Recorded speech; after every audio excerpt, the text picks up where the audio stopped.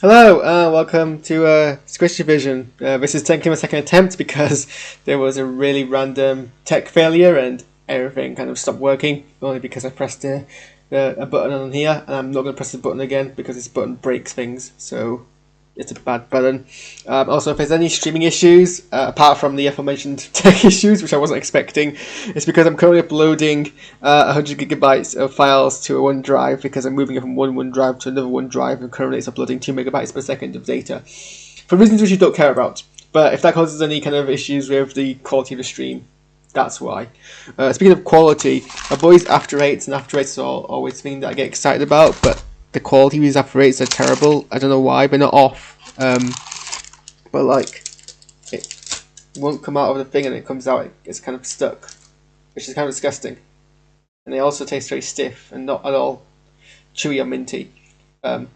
So, that's not fun. But anyway, why did I put my mouth? It's so gooey. This isn't what I want to put in my mouth when I'm streaming.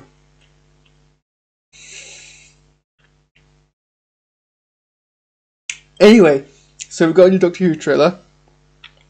I can't even remember the last time we had a Doctor Who trailer. I can't even remember the last time we had Doctor Who. I know it was within the last 12 months. I know it was before the pandemic. But I can't for the life of me remember when the last episode of Doctor Who broadcast.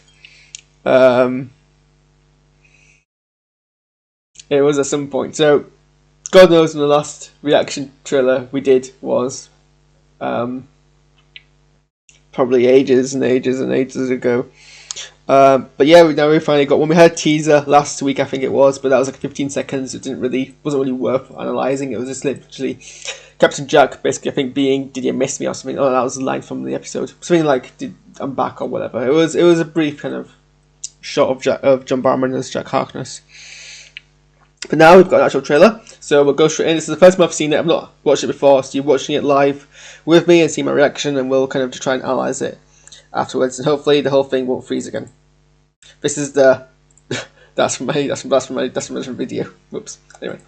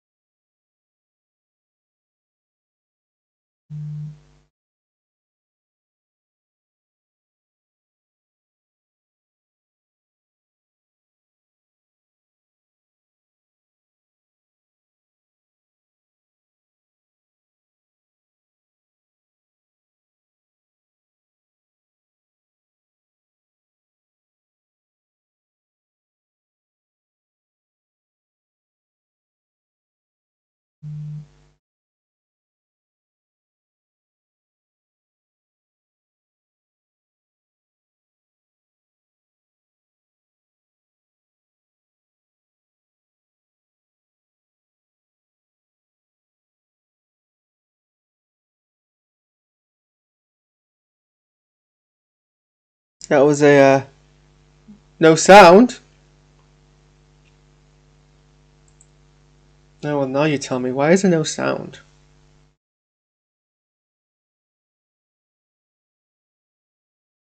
Okay. I didn't realise there was no sound. There was definitely sound on this before. Should we watch it again, but with sound? This isn't going very well, is it?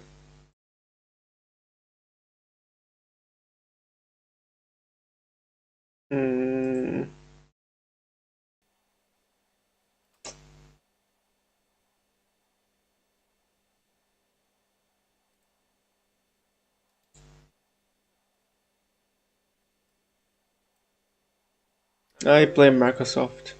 Oh, now the sound plays. Oh. Harris did a stupid. Harris rerouted all of his audios through his aux and not through his main. Harris is an nincompoop. Does this work? How many people in the universe? Well, let's watch it again because it crashed a whole bunch of times. How many people in the universe get to meet the Doctor, let alone travel with her? Being with the Doctor, you don't get to choose when it stops Whether you leave her or she leaves you. The Doc would really want us to keep an eye on the planet, right? But how's that possible? If you don't help, the human race is going down. Lucas? As of now, you will see new defense drones at work. These machines are going to change the world. Yo, remember us? I'm Captain Jack Harkness, and I'm immortal. Are you feeling insecure? Because you seem to need a lot of praise. Do I? Maximum extermination! Not you guys. Don't move! Now, Jack! Stay strong. People waiting for you. Don't forget to click below and subscribe to the official I've mentioned a whole bunch of times how much I'm not the biggest fan of the companion dynamic. Like, I'm a massive Doctor Who stan, and I love Jodie Whittaker as a Doctor. I think she's great. I just don't think the companions complement her. I've said it consistently. I don't think the companions really complement her greatly, and I don't think that they work well with each other, and it just, so every time it's not the Doctor, it's just companions do the companion stuff, I just turn off really quickly. And I don't think this is going to be a Doctor light episode by any means necessary, but I think we're gonna have a lot of parts of this episode which are just the companions and Jack before we get to the Doctor, and I'm not extraordinarily looking forward to that. I think Jack, I don't know. Jack was great coming back in his brief reappearance because it was a surprise, and now he's back now in more substance. I just hope I say this all the time, like, bringing back Doctor Who as a show is all about moving on. Like that's one of the big themes consistently through the show, is about moving on. You know, that's one of the things the Doctor always does is they move on. They don't stay. You know, this is a line that's been peppered throughout, especially the new series, about how Doctor comes to a place, makes a massive impact, changes all these people's lives, and then them as a character move on and don't look back. That's a line that's been used a whole bunch of times. So as a show, it kind of reflects this. Like, you know, as a show, we even though it's about time traveling, and even though time travel includes going back in time, as a character and as a show, it's constantly evolving. The reason why Doctor Who has survived for 57 years is because Doctor Who as a show continuously moves on, continuously covers new grounds, continuously brings in different plot devices that helps the show endure, and brings in new kind of twists. It happens all the time. So going back and bringing back old characters needs to be something which is done very particularly. Like, so in the classic series, I think, you know, it was only really characters like, you know, the Brigadier who ever really came back outside of a multi-Doctor episode. I'm pretty certain, apart from the Brigadier, once a regular or recurring cast member has left, I can't think of anyone else who really comes back. Obviously, apart from like the Master, but then Master never really leaves. They kind of just are here throughout. And even the Brigadier only came back very sparingly. Other than that, it's rare that a character is brought back a lot. And obviously, this kind of happens in New Who.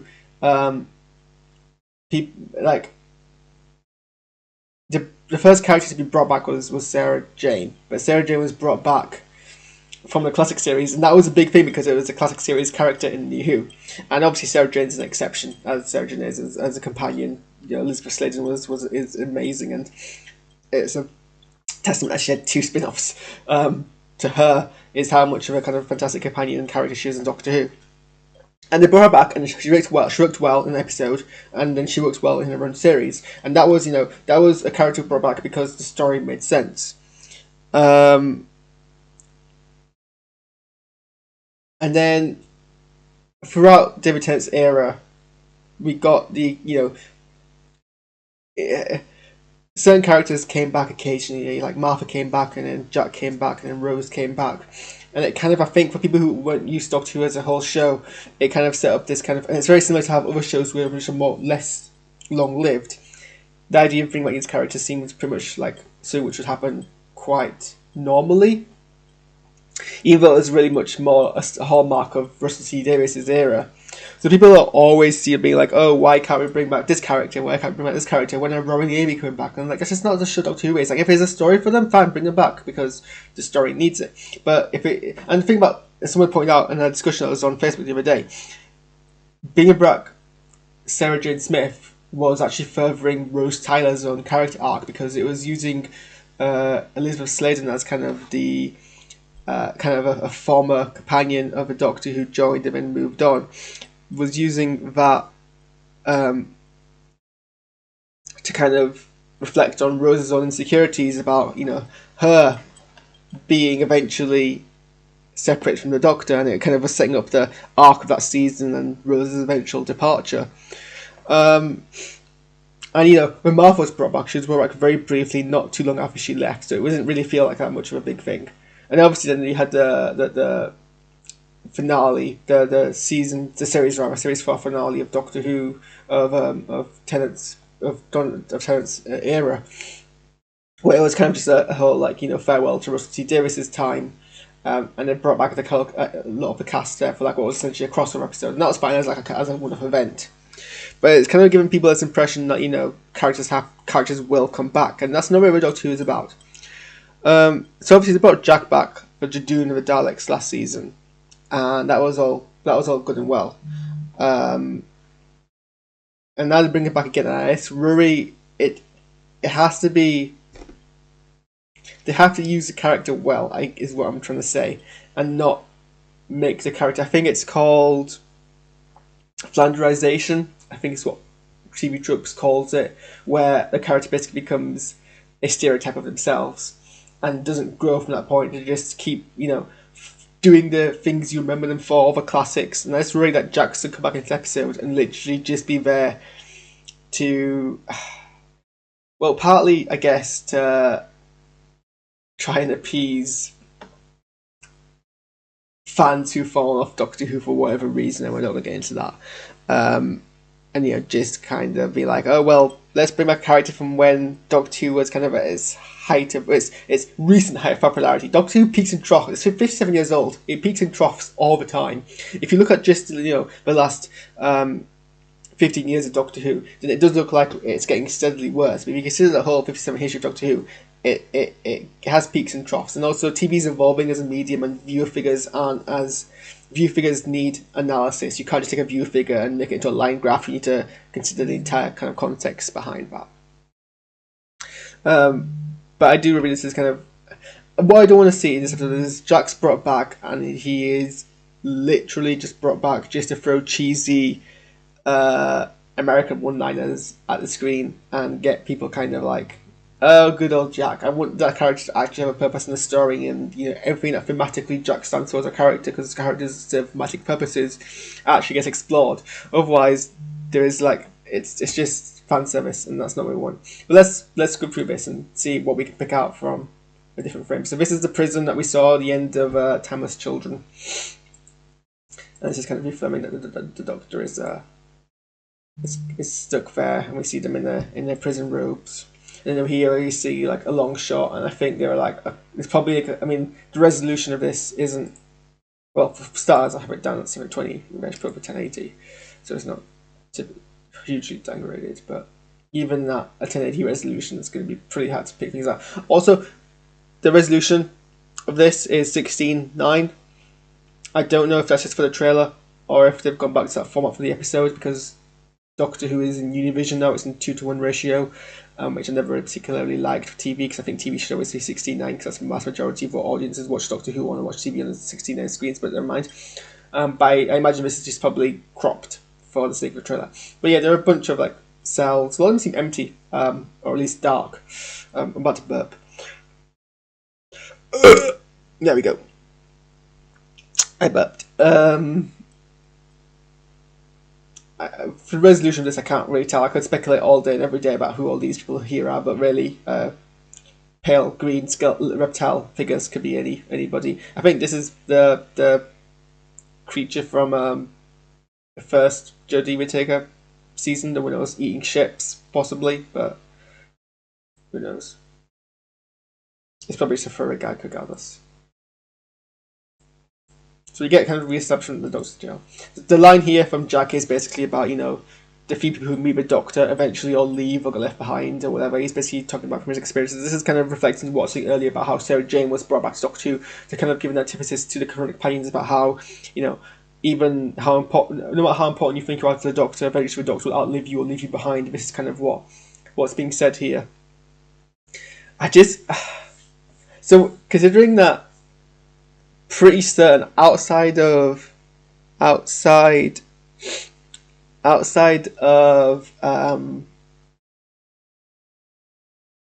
children, things like Children in Need and panel shows and things like that, I'm pretty certain the only other thing apart from Doctor Who and clips from Torchwood that I've seen John Barrowman in is an episode of Hustle, which was really bizarre to see John Barrowman in.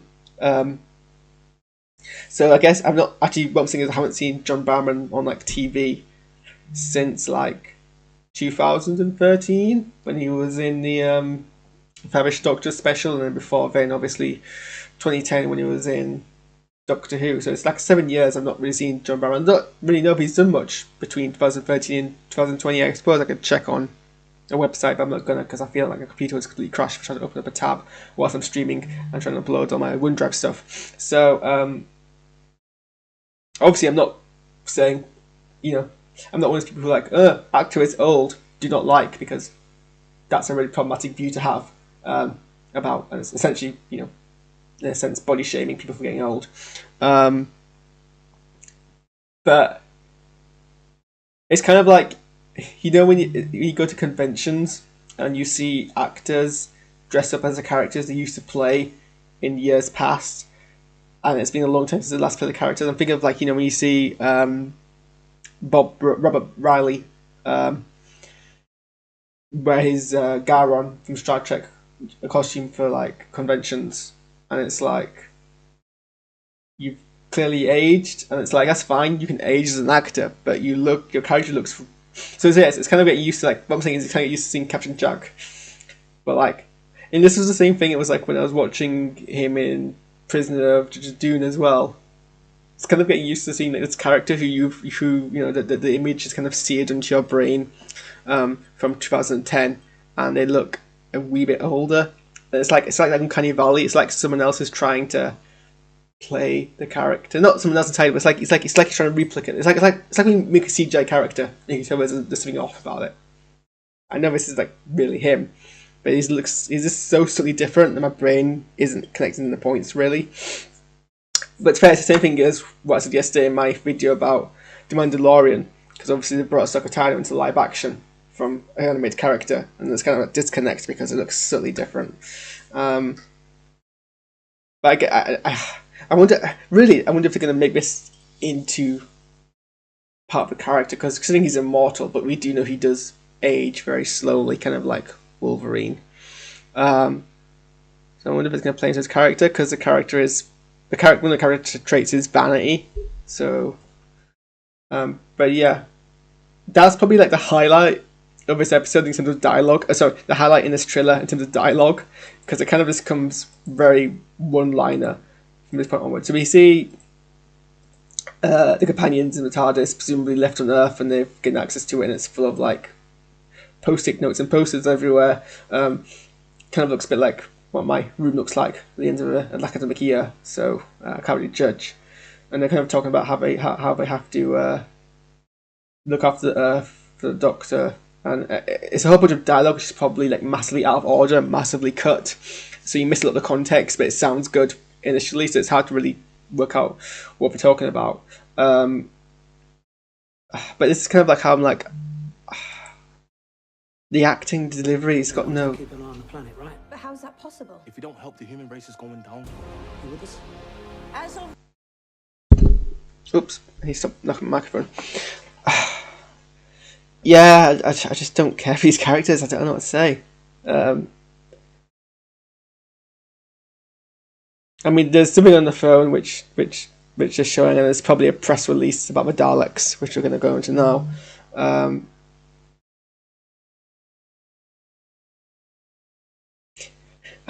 think part of it is the Yorkshire accent Yorkshire accent is very grating, and I don't know why I find the Yorkshire accent grating, because I am from Yorkshire. My accent is the same. Well, it's a bit more Western, but my accent's the same. So I have no place getting annoyed by my own accent, but I just do. Maybe because it reminds me too much of like the parts of my hometown I don't like. I love my hometown, but there are also some parts I don't. And I think it just reminds me too much of that. Or maybe I still like Sheffield. I don't know why. I've only been there twice. Oh well. So yeah, here we see the new Dalek design, which everyone is obviously whining about online because people, for the show, which is definitely about change and progression, people hate it when things change on Doctor Who. I guess this is kind of like the most different Dalek design. Dalek designs have been very, very consistent over 57 years. Like, I think it's only ever been a matter of proportions that ever changes, and even then, like, I think it's only really been the size. Even proportions have been somewhat consistent. The only really massive changes we've ever seen in Dalek designs is the ears, and that's been kind of the case outside of the kind of Cushing Daleks in the TV movies. And then obviously we had that brief moment where Moffat tried to introduce the kind of multicolored Power Ranger Daleks and Victory of the Daleks, and I never minded. In fact, I actually liked how they were going for this multicolour Dalek kind of spectrum thing.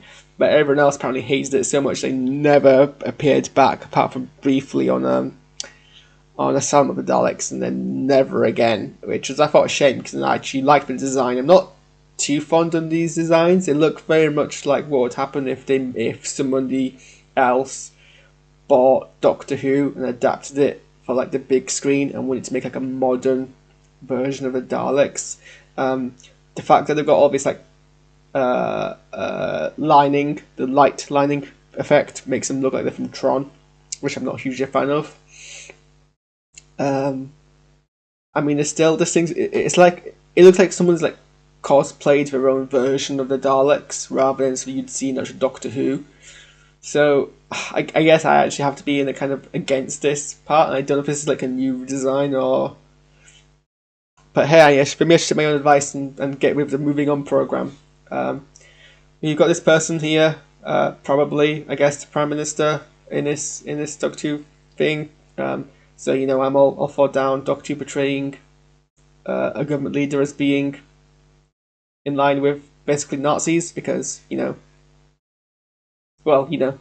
So yeah, they're basically welcoming the new defense drones. This is very similar though to, and someone pointed out, to Victory of the Daleks, where Churchill basically sided with Daleks unknowingly to fight off their enemies, and this was like a big part of that episode. Then again, Churchill was, a genocidal evil person, essentially. So maybe they're making some sort of correlation here, which we should be listening into.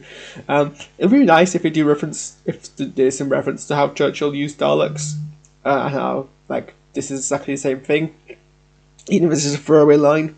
But they might not. And then we see this dude, who I cannot for the life of me remember the name of. My mind's too full of adult things now. If you asked Harris, like 10 years ago, he'd be able to remember every single name of every single character in Doctor Who. But Harris now is 10 years old and has longer hair, and this apparently prevents it. But this is the guy from Arachnids of the UK, the episode last season or season before, about the giant spiders, and this is the same American guy who was somewhat not so subtly a stand-in for Donald Trump. He's back, basically being having redesigned these Daleks essentially, or that's what the role he's playing. He's kind of the connecting figure between the Daleks and the government. So yeah, he's back.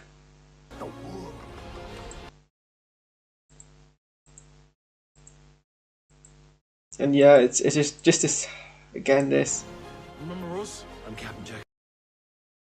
that whole I don't know if Tosin I can't tell if Tosin Cole is just a bad actor or if he's badly directed, or if he just doesn't care about the role. But that kind of "remember us" is meant to be like a very threatening kind of "yo, we're back to the enemy" kind of line, but just comes across completely and utterly non-threatening in any way.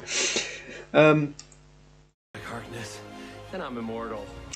That's kind of the line I'm concerned about. Like, if most of his lines are basically just self-referential lines about what people used to love about him as a character, rather than lines of any substance. We see a Dalek ship fly across. Yeah, because you seem to need a lot of praise. Do I? See, that could have been funny. That could have been a funny exchange. It just came across as cringy. I don't know what it is that's putting me off about a companion's delivery of words. It just doesn't.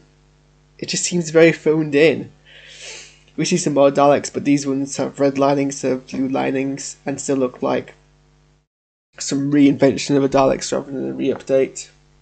But they're now attacking people one world's like. So I guess it's not going to be a spoilery episode that these guys turn on everyone.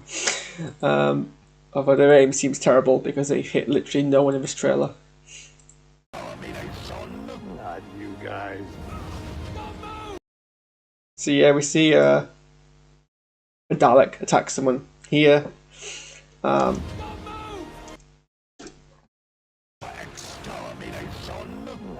I guess there's a dead person here and here. They kill or possibly knock over 2 people. Not you guys. These seem to be those test those like tubes full of Dalek embryos, or well, Daleks at least. They seem fully grown.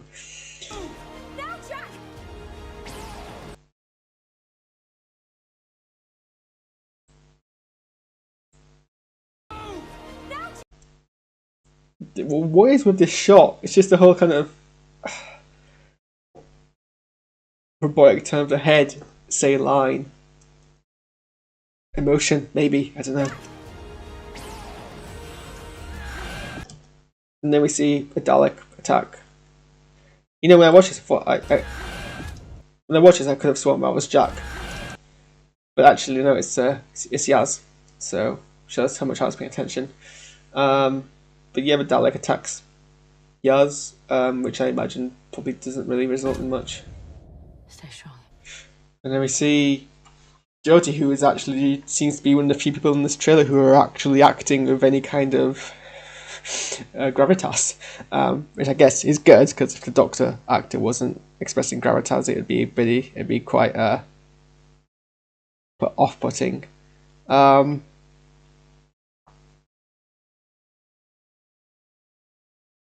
Yeah, there's also I don't know if they're rumours or if they're confirmed. A lot of the stuff people say is confirmed about Doctor 2 turns out to actually be rumours. But it's implied that Bradley Walsh and Tosin Cole are leaving after this episode. Hopefully that means they can build up the companion. I mean, I usually like larger TARDIS crews, but in this case, I think maybe dropping down to one companion and actually building up some meaningful banter and dialogue and repertoire between these 2 characters might be beneficial. But that's probably why Jack was talking about being left behind. I think it's kind of tying into that. One episode does seem a lot to kind of like Bradley Walsh's character of Graham seems like the only character with any companion rather with any kind of arc, which is his cancer arc, which is kind of controversial because of the way they've dealt with it so far. So it'd be interesting if they're going to wrap up that entire arc in this episode, just ignore it and we never hear about it ever again. Assuming they actually does leave in this episode. Yeah, I mean, I guess the premise is quite obvious. You've got the Doctor trapped in a jail, and meanwhile on Earth we've got kind of a very much of a Victor and Dalek situation re-establishing, and Gay Pioneer's going to have to deal with it until obviously the Doctor can escape and be rescued and then come back to Earth and fix things, I guess is what's going to be the plot. Mythologically, the 2 major things in here, I suppose, are Jack's return and how we're going to deal with that, and Daleks kind of revived renewed update and whether or not it's going to be permanent. And it's on New Year's Day because people were confused about whether it's going to be a Christmas episode or a New Year's episode. It's definitely. I thought that was pretty much established that they're going to go for New Year episodes now rather than Christmas episodes. That's kind of the permanent new change, but that's confirmed now. So yeah, those are my thoughts on this trailer. You let me guys know what you think. I mean, I'm always except for Doctor Who. I will forever stand Doctor Who. I will never not be a Doctor Who fan. I don't care if the quality is or it's changed. Doctor Who is all about change, and I can live through. I don't really mind. My only complaint about Doctor Who at the moment is the companions, but I didn't like Rose either. Like, I hated Rose. I didn't hate Rose, but I didn't like Rose as a companion, as a character. I felt she was very kind of overly praised. And her flaws weren't given the weight they needed to be realistic. So me not liking a companion isn't a reason for me to not like Doctor Who, essentially. And I think hopefully we get a lot of kind of deep things from Jodie here, but mythologically there's not really much I can see this episode. It'd be good to get Doctor Who back. It's been a while. I'm somewhat concerned about how much Doctor Who's decreased. But hopefully, well, I mean, there's less episodes this next season, but that's because of the pandemic. But yeah, we'll see how it goes. In pretty much 3 days in a month, more or less. So yeah, that's what my thoughts are. I'm going to end because I'm getting to that point where I blabble. See you guys next time.